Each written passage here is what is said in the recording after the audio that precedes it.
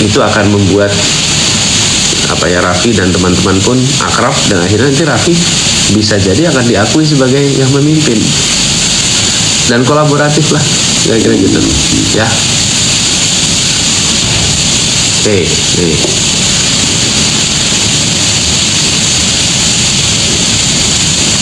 harus sambil gerakin ya.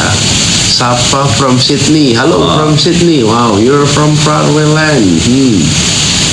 Tom, when was the last time you visited Sydney? Sydney was with you.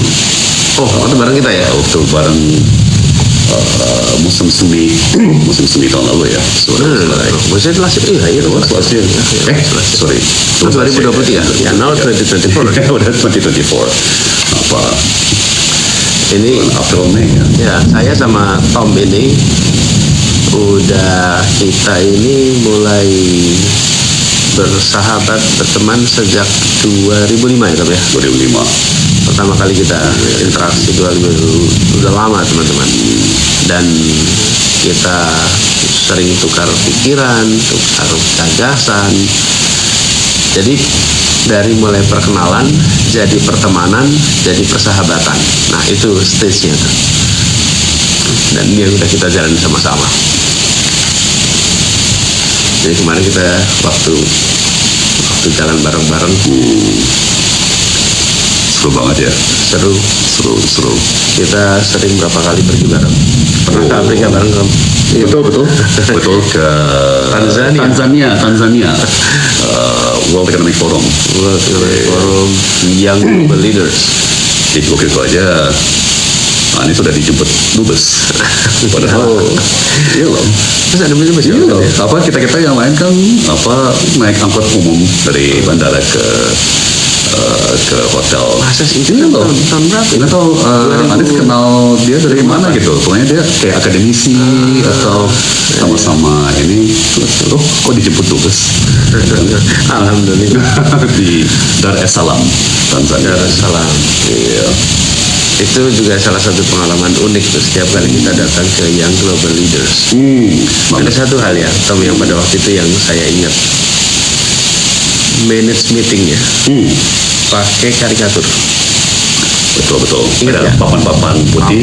Ya kan, terus ada kartunis gitu ya. Persis. Bikin karikatur komik kayak komik ya. Jadi saya cerita dikit nih sama teman-teman di sini. Pada waktu itu ada pertemuan, setiap kali ada World Economic Forum, itu sebelumnya ada Young Global Leaders Summit juga. Nah, waktu itu saya salah satu bersama Tom, Young Global Leaders dari Indonesia, lalu kita berangkat ke Tanzania. Nah, di dalam pertemuan itu ada pembicara, ada diskusi, lalu ada notulen. Nah, biasanya notulen itu kan menulis dalam bentuk kalimat.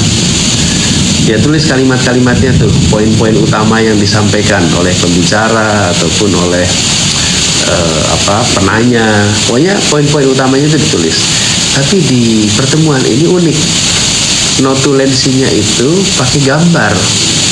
Jadi ada kartun kayak komik. Kartunnya kayak. Jadi di ruangan kanan kiri itu penuh dengan cerita, gambar-gambar. Jadi malah setelah acara tuh saya motretin notulensi. Kayak biasanya notulensi kita minta kertasnya. Kalau ini kita keliling motretin satu-satu. Ya, itu hebatnya World Economic Forum ya. Sampai sekarang loh masih jadi setiap summit itu notulen rapatnya kayak gitu. Ya, itu uniknya. Tom, ini ada permintaan unik nih Tom, dari namanya dia. Juicy Lembong. Ceritain perawatan kulit awet muda. Oke, Tom, you have your own screen. I'm off. Oh my god. Okay. Gimana tuh cara perawatan kulit? Ada perawatannya? Do you have a special skin care? Ini bikin saya ingat debat capres di Amerika. Partai Democratic Party, ya kan? Ada Elizabeth Warren. Terus ya ada yang nanyain itu Senator Warren, ya kan? Elizabeth Warren, what is your skincare regimen? Terus ya jawaban dia sama seperti jawaban saya, like water, air, itu aja.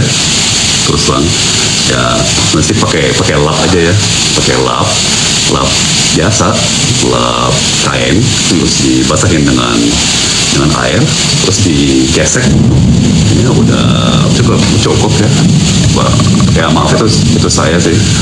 Tapi sebenarnya sih yang kunci itu sebenarnya bukan cuman permukaan kulit ya, sebenarnya sih kulit yang sehat itu kan mencerminkan tubuh yang sehat, badan yang sehat. Jadi menurut saya permukaan kulit itu cuman ya di ujung ya, jadi akarnya adalah kesehatan tubuh dan badan gitu. Jadi gizi, tetap gizi, minum air, stay hydrated ya kan. Kemudian ya yang Anda bilang tadi, tidur mencukupi ya. Pasti juga stres juga, stres manajemen kayaknya ya, apalagi buat anak muda zaman sekarang ya, kayaknya stress management dan kesehatan mental itu penting banget ya. Karena kalau nggak kan pasti jerawatan atau stres. Gitu ya. Iya, kayaknya banyak masalah kulit itu karena stres ya. Makanya dinikmati. Gampang untuk dikatakan, tak selalu mudah untuk dilakukan. Betul. Nah, Tom ada lagi nih pertanyaan. Waduh. Enggak, Tom. Saya jadi hostnya Tom gitu ya. I'm browsing now, Tom. Iya. Dari HM, tips masuk investment banking, Pak Tom. Nah, you're an investment banker, so can you share tips? Well, mungkin pertama kita harus realistis ya. Perbankan, sektor keuangan pasti semuanya mengenai angka ya. Jadi udah pasti harus pandai di bidang matematika, mau tidak mau. Ya.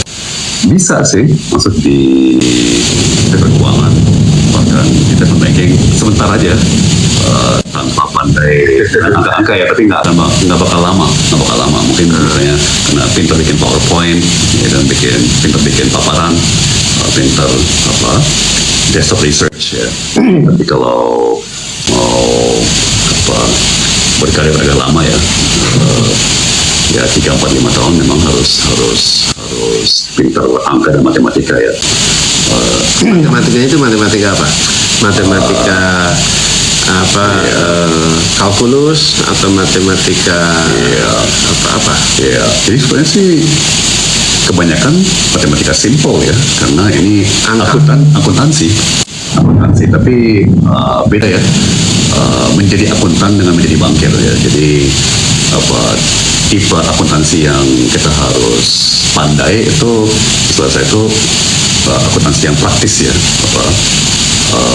financial accounting. Jadi bukan tata buku sebagai akuntan atau auditor ya. Jadi functional accounting lah. Ya, jadi tata buku yang fungsional. Nah, kemudian setelah itu tergantung mau spesialisasi ke arah mana ya. Kalau misalnya mau ke pasar modal, itu beda lagi. Ya. Tapi kalau mau ke commercial banking, corporate banking, lain lagi. Ya, tapi pada dasarnya sih.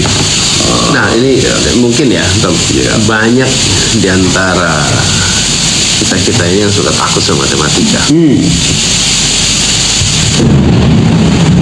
Apa tipsnya biar sama matematika itu kita bisa menikmati? Ya.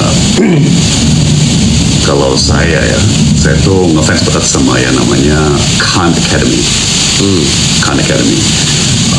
Saya lupa nama orangnya apa Khan gitu ya. Samir Khan? Bukan.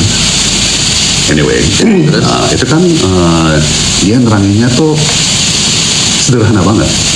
Ya, pakai logika, pakai akal sehat, ya kan, pakai analogi.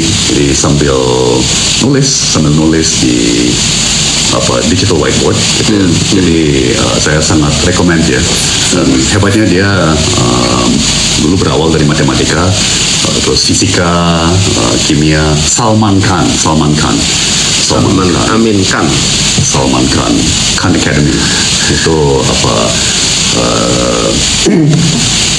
sumber online yang luar biasa ya. Yang dipakai oleh pelajar dan bahkan dewasa di seluruh dunia ya, untuk keterangan yang simple. Ya. Terus kedua ya yang Anies dari dulu selalu ngajarin kan apa sebaiknya kayak gituan dilatih dengan contoh-contoh praktis Ya. yang sehari-hari, yang seminggu-minggu, ya kan. Yang saya ingat banget tuh 15 tahun lalu Anies pernah jelasin ke saya. Jadi apa? Jangan ngajarin pakai silo, ya kan, kimia, ya kan, biologi, tapi kasih contoh yang nyambung dari hulu ke hilir gitu kan. Jadi apa, ada kayak reaksi kimia di sungai, ya kan, itu membuat apa, sungai menjadi kondusif buat ikan seperti ini, ya kan. Kemudian ikannya ke apa, berenang ke hilir, ya kan, apa, komposisi airnya berubah gitu kan. Jadi apa, saya kira matematika sama ya, sebaiknya dipelajari, jangan abstrak ya, pakai contoh-contoh konkret dari Dan sehari-hari. ini apa namanya? Saya sering bilang sama anak-anak, belajar matematika itu yang serius. Walaupun mungkin terasa seperti berat, tapi penting sekali. Saya kira-kira bulan lalu tuh ditanya sama Dino Jalal. Ternyata Bu Sumi bukan tanya sama Dino di acaranya Dino. Oh ya, ditanya di acara tadi. Ditanya unexpected questions.